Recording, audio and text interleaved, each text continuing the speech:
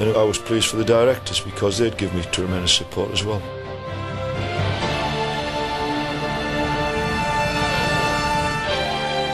That memorable final match, 16,500 people, and of course Huddersfield went one down in that game. But I remember the time, 47 minutes, 12 seconds, into the second half we are, and Robbins gets the 100th goal.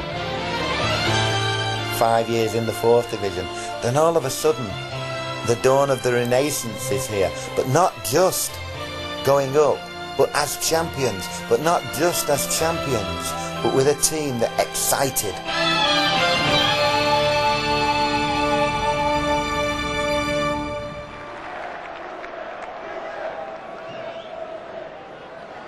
So Blackpool's second corner in a couple of moments. And this one is for Horner. Dangerous, and it's Cowan's clearance this time. Baldry's header on. Dunn races up the middle. And the back pass had to be certain from Gore. Oh, and it's stabbed back almost a gift to Dunn. It might break for Baldry. This could finish it. The keeper comes. Dunn takes aim. And the Blackpool defender manages to smother the shot. Otherwise it would have been all over.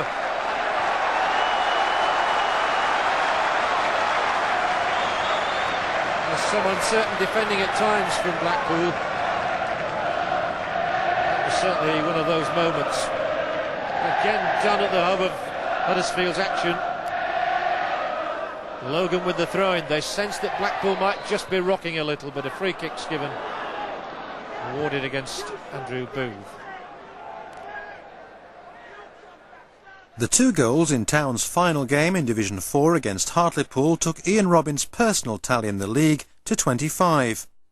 The team total of 101 goals and 66 points is a Leeds Road record and testimony to the style in which the 4th Division Championship was won. Brown with the signal. And Laverick with the shot. The first 4 games in Division 3 produced 3 draws and 1 defeat and put paid to any overconfidence, but this victory sparked a run of only 4 defeats in 28 games. Cowling, Stanton!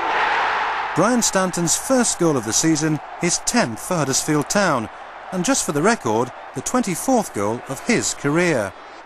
I never keep records. If you'd asked me how many goals I finished with, I really wouldn't know. But all of a sudden the press came on to me, telling me that I'd scored 99 league goals, and was I going to get me 100th against Chesterfield? And you know, I mean, what? You know, I didn't know. Kennedy with the long throw. Cowling trying to turn, might get a second bite at. And Kindon, and there is number 100. I think I was saying, blimey, that was a good goal. But my mother thought perhaps I was saying something else. He's only had to wait 3 minutes. It was 3 minutes from the end when the second goal came, and the victory assured Town's position in the top 8 of the 3rd Division. Turner not doing particularly well, and it's Malcolm Brown. And that surely clinches it. In December, Buxton felt it necessary to strengthen Town's goal-scoring power once more, and for a then record fee of £120,000 signed Terry Austin. Although he scored twice on his debut, Town fans quite liked things the way they were, and he found it hard to settle in. By the beginning of February, Town were in 4th position in the league, and neighbours Barnsley were 2nd. When the promotion rivals met at Leeds Road, the occasion was always going to be special. Yeah, the Barnsley game that season was just incredible. I'm a Lancastrian, I'm sorry to say, and I didn't quite realise what the Barnsley fixture meant to the supporters of Huddersfield. The secretary at the time, George Binns, he was fully aware. He'd had enough tickets printed, enough programmes printed. We all had to report to the ground a wee bit earlier, not realising quite what was going to go on. I think if Barnsley won that game, they were promoted. And, well, with living in Barnsley, you had to make sure they didn't win the damn game, weren't it? We were desperate for points to keep up with them and keep in the chase. And I remember we came to the bottom of the tunnel at Leeds Road, and it absolutely exploded the ground. We knew that a lot of people would come from Barnsley, but to say there was nearly 29,000 there was absolutely magnificent. And I think the most important thing, as I always said to footballers, is, you know, don't let the people down. The official gate was 28,901, the 5th highest attendance in the Football League that day. Leeds Road hadn't seen a bigger league crowd since Best, Law and Charlton had graced the ground in 1972. Stanton. Austin here, he's seen the side of the goal for the first time. It's turned in. David Cowling.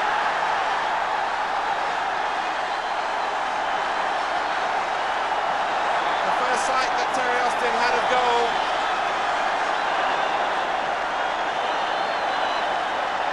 His shot, half stopped, it flicks up, and Cowling with an acrobatic touch, and Huddersfield go in front after 10 minutes. Sadly, the match recording ends here, but the occasion will always remain a proud memory for those who supported and for those who took part. I'm not an emotional person, but it was an emotional thing just to turn around and see, you know, a magnificent stadium like it was. And it was deafening, absolutely deafening. With the ground being like it is, and everything seems to be on top of you, it was absolutely marvellous. The millstone brick in the buildings on the hillside gives flavour to a true Yorkshire setting as we bring the match of the day cameras to a textile town and to Leeds Road, Huddersfield, a ground full of football folklore. And if the town have experienced lows and highs in recent years, one man is now pushing them back in the right direction, and he's Mick Buxton, who took over as Huddersfield's manager when they were 87th in the Football League, led them to the 4th Division Championship last season, and could now win promotion for the second year running. It's 5 weeks since Huddersfield in the Stripes played a league match on this pitch, and after 3 good away performances, they're looking for something at home today to support their promotion bid. They lie 3rd at the start of the match. And Austin arrived, and Lillis put the ball right into the goalkeeper's arms. It could have gone anywhere.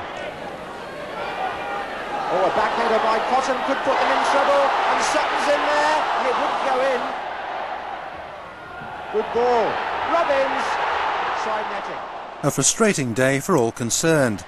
By now, Mark Lillis was established in the side, and for him too, it was a day of despair. And Lillis is arriving. What a good save by Millington. A run of 4 games without a win at the end of the season meant Town would just miss promotion. At the time, though, there was still hope, and next Buxton's side headed south, followed by the mass of supporters. It did spur you on. You know, the players say that the supporters do give you a lift, and they did, especially away from home, because there'd be a good following, and a lot of times they out-cheered or out-sang the home team supporters, and that gives us a big lift, and maybe was one of the reasons why we're getting good results away from home. Buxton's army arrived at the Valley, home of Charlton Athletic. Right there for Brown, and it's there! 15 minutes into the second half and the scores are level, but Town desperately needed to win to retain any chance of going up for the second year running.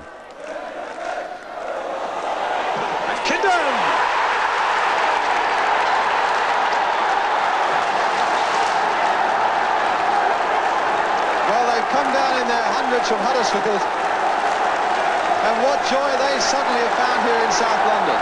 Andy Rankin at Charlton, the game at Charlton, everybody remembers Malcolm's goal, my goal, the supporters.